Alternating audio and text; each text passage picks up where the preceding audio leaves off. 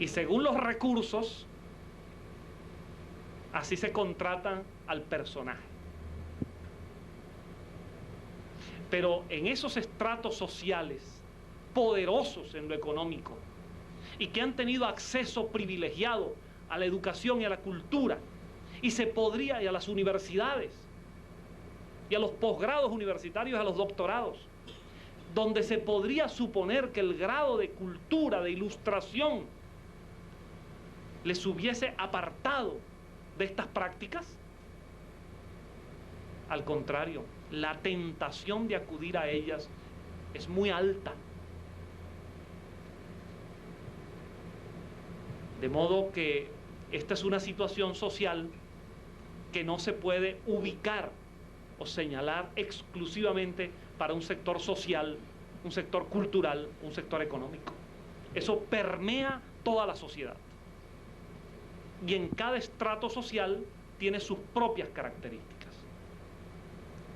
Y de alguna manera podríamos decir, con todo derecho, que lo que disculpamos a la persona por su ignorancia es menos disculpable en aquellas personas que han tenido acceso a los recursos de la ciencia, la cultura y de la tecnología. El tercer eslabón de esta cadena es, por supuesto, el brujo. El o los brujos, porque algunos trabajan en equipo. Forman compañías anónimas, sobre todo anónimas porque se esconden tras el anonimato de su indignidad. Personas que en muchos casos, y aquí donde el espiritismo tiene tanto que decir, en muchos casos son seres que descubrieron que poseen facultades psíquicas o mediúmnicas.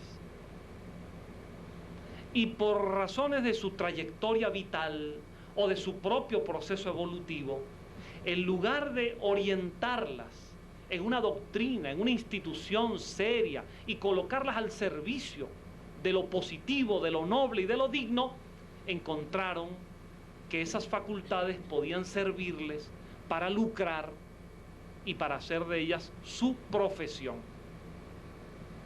Y comenzaron haciendo trabajitos de consultas sobre salud, amor, dinero, para que los espíritus o supuestos espíritus les transmitieran por ellos esa información al cliente, y terminaron finalmente en la vorágine de la codicia, con el interés de lucrar, viéndose rodeados cada vez más de clientela, de una clientela más numerosa, acabaron por prestar sus facultades para estas prácticas oscuras de la brujería. No todos los brujos tienen facultades.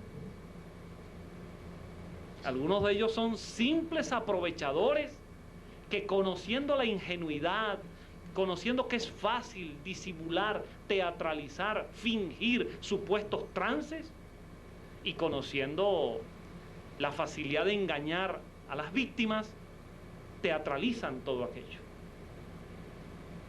Pero hay muchísimos casos de estos brujos o hechiceros que efectivamente son personas que tuvieron facultades, que podrían seguirlas teniendo en ejercicio, o casos de médiums que, habiendo ejercido esas facultades de una manera tan perversa y tan dañina, por razones que ahora es difícil y largo explicar, esas facultades quedaron anuladas o suspendidas. Y continúan ahora fingiendo lo que alguna vez fue auténtico, como facultad. Porque, como muy bien lo aclaró Allan Kardec en las obras básicas del espiritismo, la mediumnidad es una facultad muy relacionada con propiedades específicas del organismo y no depende de la moral de la persona. La mediumnidad no depende de la moral. Lo que depende de la moral es el uso que se haga de ella. Y por eso encontramos médiums elevados, médiums psicógrafos, como un Chico Javier, cuya facultad está colocada al servicio del bien y de una doctrina, como el espiritismo, y médiums que también lo son, que hacen parte de esas prácticas oscuras de la superstición. Porque la facultad no depende de la moral del medium. Lo que depende de la moral es el nivel evolutivo del medium para colocarlas en dirección al bien o con una dirección perversa. Pero la facultad como tal es neutra. El brujo es, por lo tanto, el eslabón que permite que el determinado trabajo se realice.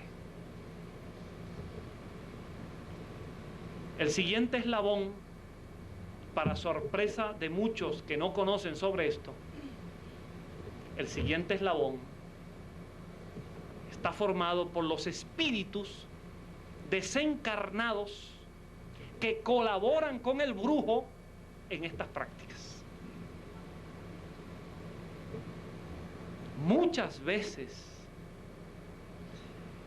estos hechiceros o brujos se valen del servicio que les brindan espíritus desencarnados perversos en su moralidad, que facilitan los canales psíquicos para que el acto brujeril tenga efecto.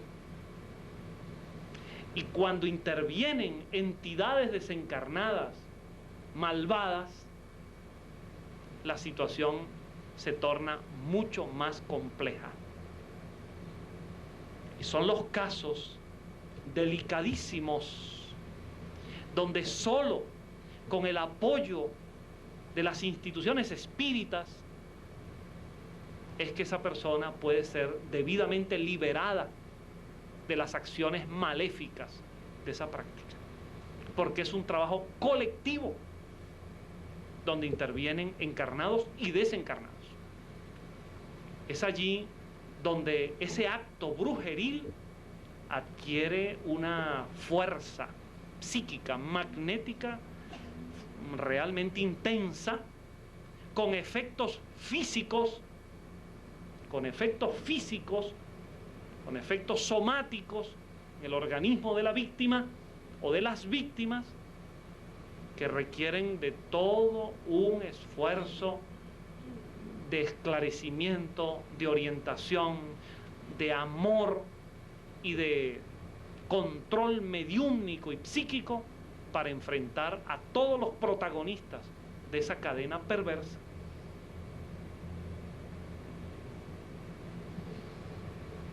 Y naturalmente el otro eslabón es la víctima del trabajo, que podrían ser las víctimas en algunos casos. Y siempre va en plural, porque aunque el trabajo de la hechicería vaya dirigido contra una persona, lamentablemente eso va a envolver directa o indirectamente en sus consecuencias a su contexto familiar. Tal cual ocurre en cualquier enfermedad grave, tal cual ocurre en los casos de drogadicción o de alcoholismo, donde si bien es una la persona afectada en forma directa, todo el contexto familiar e incluso más allá del contexto familiar en su ambiente social, todos resultan directa o indirectamente lastimados. Igual ocurre con la persona víctima de este trabajo. Allí tenemos la cadena. Les había dicho al principio, ¿la brujería puede dañar? Depende. Y les había dicho también que depende mucho de la víctima. En primer lugar, de la víctima. Depende de la víctima, en primer lugar, porque cuando se examina a fondo la trayectoria de esa persona, su vida, y más allá si se hace una exploración reencarnatoria, se van a encontrar elementos, anclajes que dieron posibilidad para que ese trabajo penetrara, para que ese trabajo se estableciera. De modo que, en primer lugar, la víctima, porque ella directa o indirectamente ha dado origen a esa situación. Depende de ella, porque la eficiencia, la intensidad de un trabajo de hechicería contra alguien está en una relación directamente proporcional a la manera como esa persona se percibe a sí misma y percibe al mundo, a la manera como adquiere una formación con respecto a los factores físicos o espirituales, a la manera como esa persona está capacitada para reaccionar, o a la manera como la sugestión, y en este caso la autosugestión, puede dominarle en lugar de que ella domine los desvíos de su imaginación. La sugestión en todos los trabajos de brujería juega un papel fundamental. Si la persona, por desconocimiento, por ausencia de fortaleza espiritual y moral, tiende a sugestionarse fácilmente, es mucho más claro que el efecto de la brujería va a tener una intensidad mayor.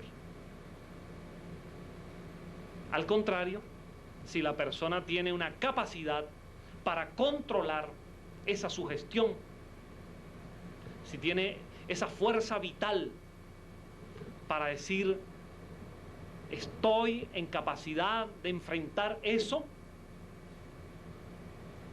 cuando eso ocurre, esa persona genera una resistencia que le puede aliviar o que puede evitar el trabajo y sus consecuencias.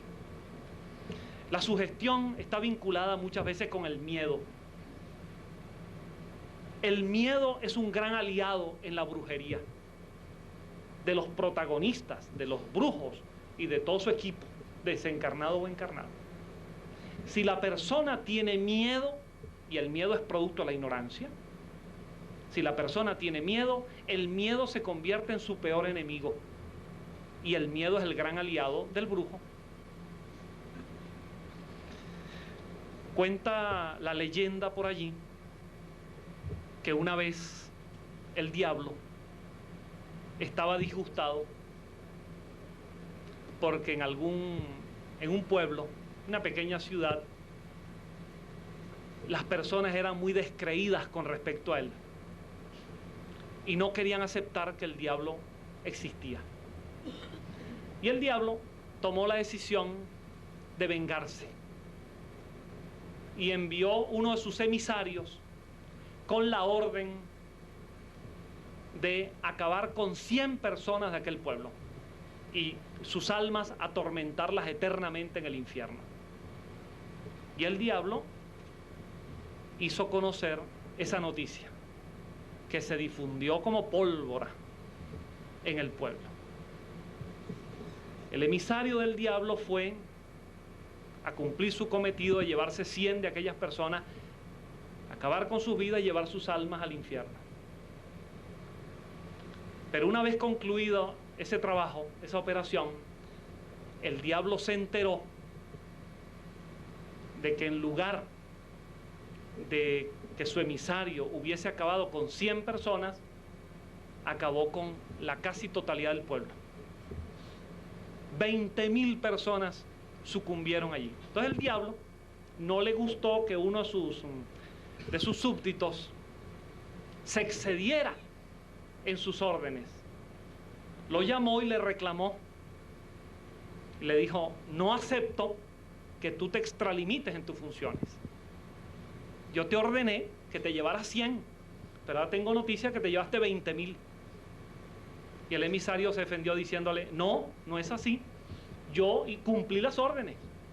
Yo maté 100. Los otros se murieron de miedo.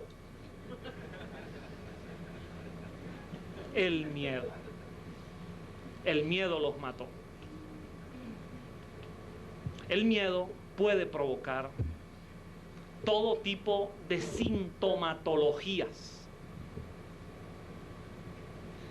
Y en los casos de la brujería, cuando la persona se asusta, se aterroriza, entra en pánico porque le han informado que le están haciendo una brujería, ya no hace falta ni el brujo.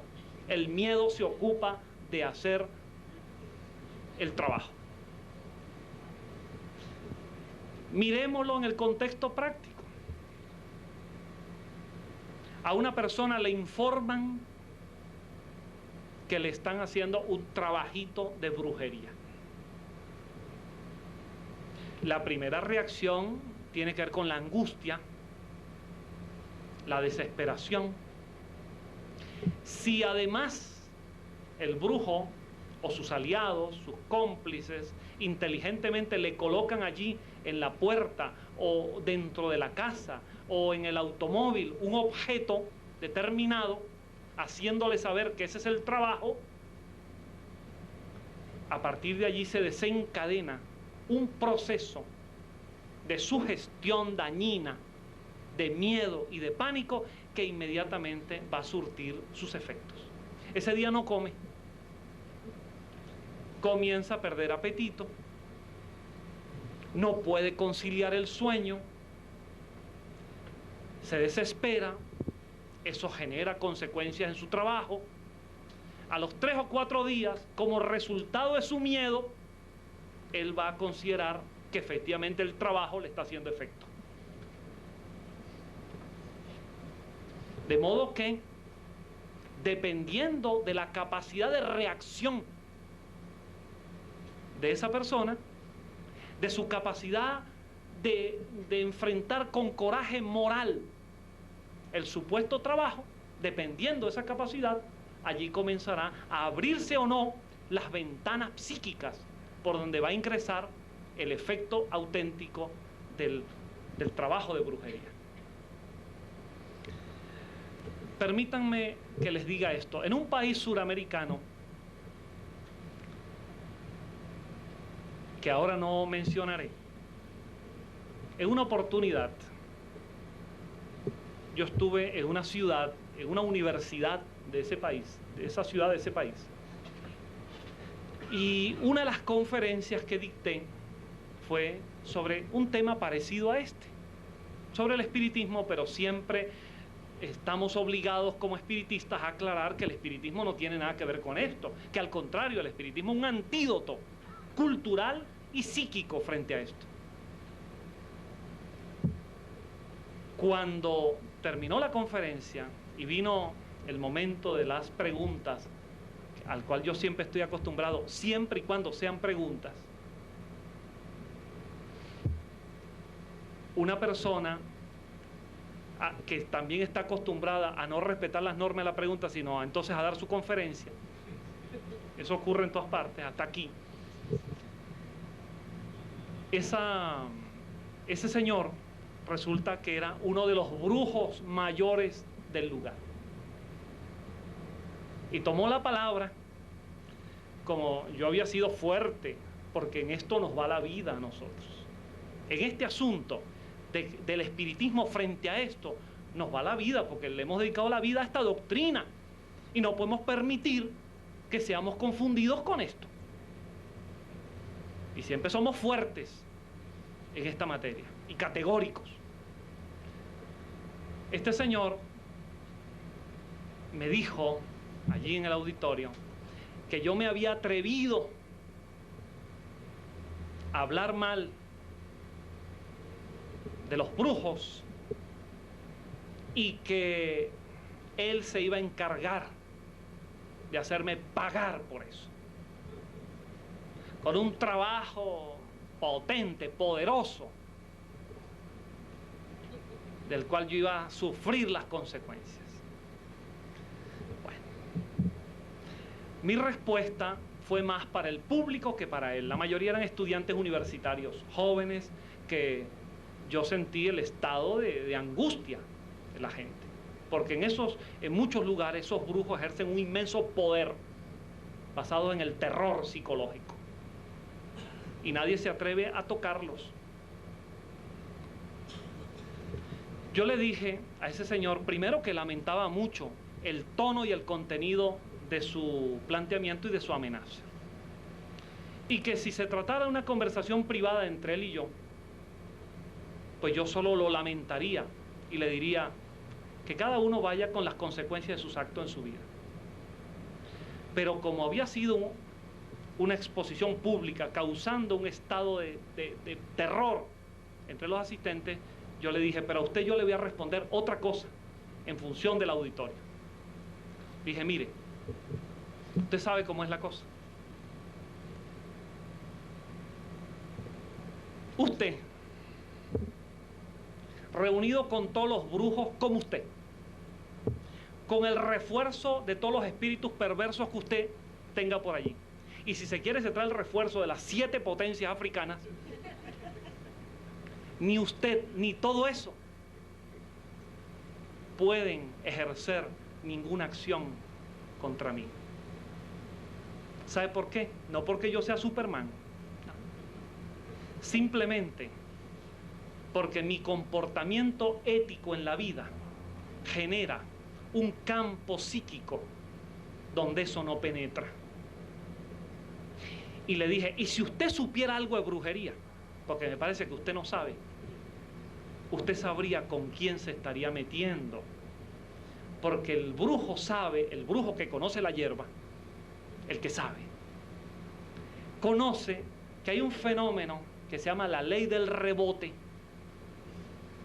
que cuando se ejerce una acción de ese tipo contra alguien que es más sólido psíquicamente, esa acción rebota y finalmente infiltra y golpea a quien la emite.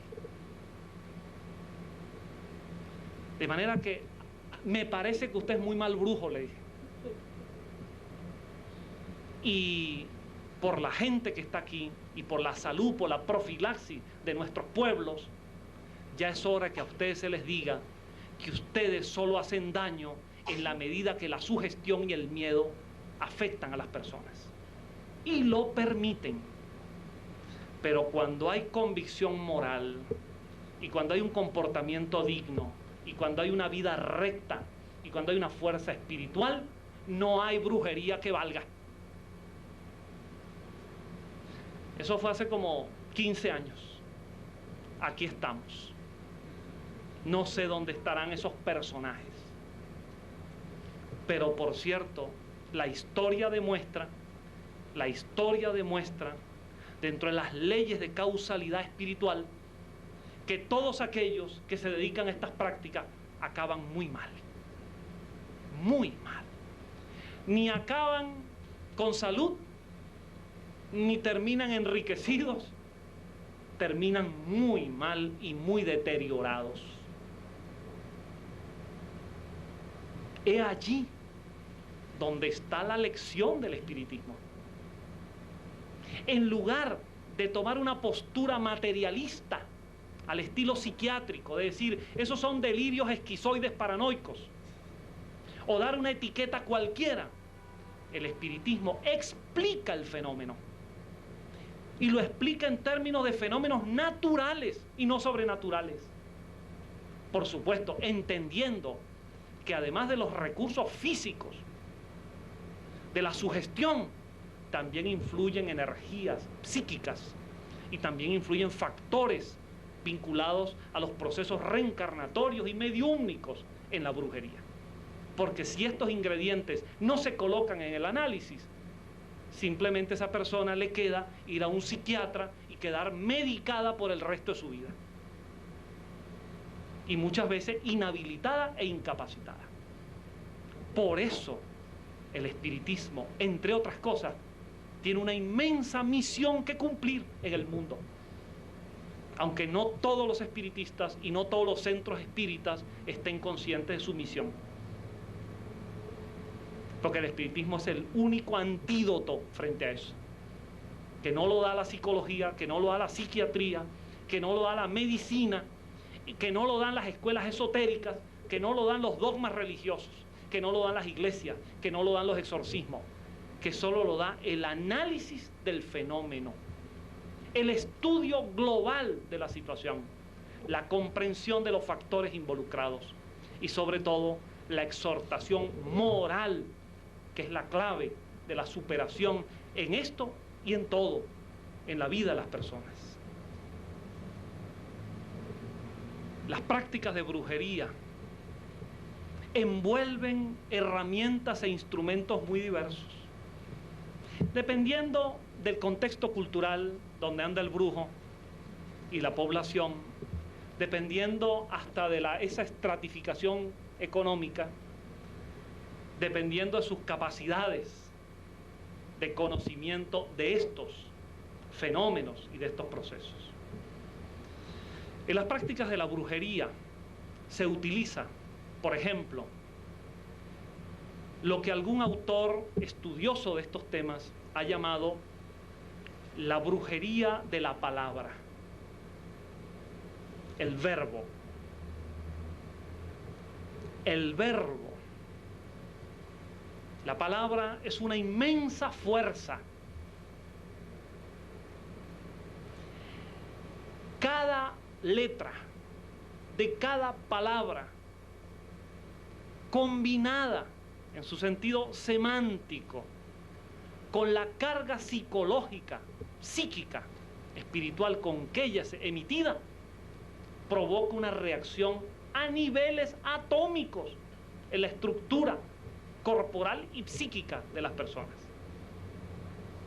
Por eso cuando alguien nos habla, puede agradarnos o desagradarnos. Cuando alguien nos habla, nos puede llevar, nos puede mover, nos puede incitar a una acción o nos puede hacer que reaccionemos en contra. Y los líderes de las masas a lo largo de la historia de la humanidad han sabido siempre lo que es el inmenso poder del verbo. El verbo ha servido para que los líderes éticos y honestos hayan llevado a los pueblos a la superación. Pero también el verbo, en este caso demagógico, puede llevar a esos pueblos al precipicio. Hitler era un brujo del verbo para llevar con esa filosofía perversa del nazismo, llevar a los pueblos germánicos, llevarlos al precipicio. Y Gandhi fue un maestro del verbo empleado como amor para conducir a un pueblo a su liberación y a su redención moral. Los sofistas eran brujos del verbo cuando decían en el relativismo absoluto, el hombre es la medida de todas las cosas. Entonces toda la moral se relajaba.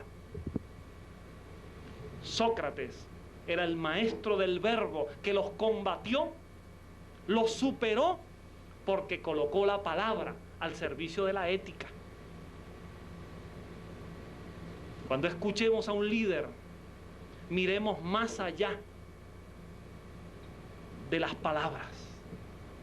Tratemos de captar el espíritu que envuelven esas palabras. Una cosa es la oratoria al servicio de la verdad y otra cosa es la retórica para engañar. Pero en todo caso está la herramienta del verbo. Cuando los brujos utilizan las invocaciones, las exhortaciones verbales, no lo están haciendo simplemente por superstición. Están practicando un recurso energético Porque la palabra, el lenguaje, en la evolución humana, en el paso del simio al hombre, el lenguaje está involucrado en toda la estructura